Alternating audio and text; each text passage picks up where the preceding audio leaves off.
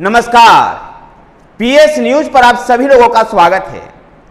उत्तर प्रदेश के सीएम योगी आदित्यनाथ ने मेरठ, मुजफ्फरनगर, शामली, सहारनपुर में प्रबुद्ध वर्ग सम्मेलन को संबोधित करते हुए अपने चुनावी एजेंडे को धार दिया। पश्चिम की इस धरती पर जहां 2019 में भारतीय जनता पार्टी का प्रदर्शन अपेक्षा के अनुरूप नहीं रहा था, उस धरती को साधने को लेकर के, उस क्षेत्र को साधने को लेकर के अपने राजनीतिक एजेंडे के साथ सीएम योगी आदित्यनाथ पश्चिम के दौरे पर हैं। पश्चिम के इस दौरे में एक ही दिन में मुजफ्फरनगर, शामली और सहारनपुर में प्रबुद्ध वर्ग सम्मेलनों को संबोधित किया और उन्होंने कहा कि जब वोट गलत हाथों में जाता है तो कैराना में पलायन होता है और कर्फ्यू लगता है, तुष्टीकरण और अराजकता बढ़ती है, और यही वोट जब सही अर्थों में जाता है, सही हाथों में जाता है तो कांवड़ यात्रा भी निकलती है और देश के विकास भी होता है।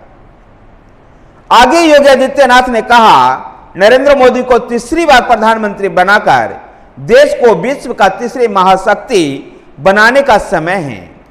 पूर्व प्रधानमंत्री चौधरी चरण सिंह को भारत रत्न देकर केंद्र सरकार ने किसानों का सम्मान बढ़ाया है। चौधरी साहब के प्रति सम्मान व्यक्त करते हुए देश के 12 करोड़ किसानों और किसान सम्मान निधि की शुरुआत की गई। यह चौधरी साहब का सपनों का सम्मान है।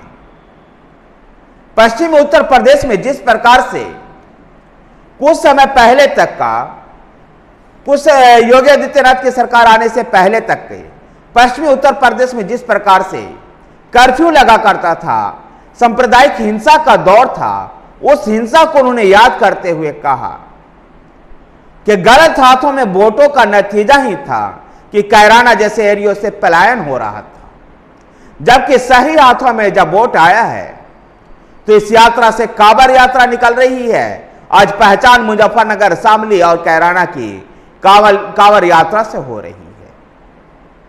किसी समय यहां पर दंगे हुआ करते थे, कर्फ्यू लगा करता था, लेकिन आज दंगा और कर्फ्यू नहीं हो रहा है। सांप्रदायिक सौहार्द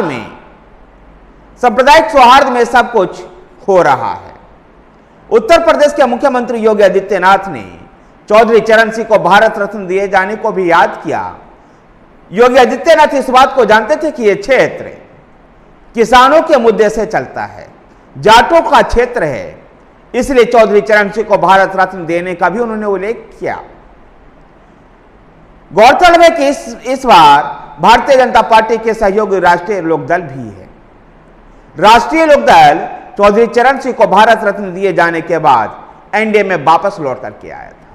देखना है कि पश्चिम उत्तर प्रदेश में जहां मुस्लिम, जाट और किसान के मुद्दे अहम होते हैं, ऐसे में भारतीय जनता पार्टी किस प्रकार से इस क्षेत्र में अपने लिए एक प्रभावशाली राजनीतिक जमीन को तलाशती है।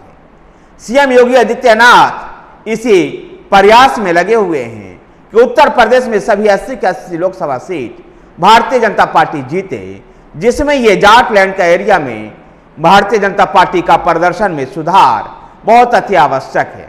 धन्यवाद साथियों, वीडियो को लाइक कीजिए, शेयर कीजिए। हमारे साथ बने रहने के लिए हमारे चैनल पीएस न्यूज को सब्सक्राइब कीजिए। धन्यवाद।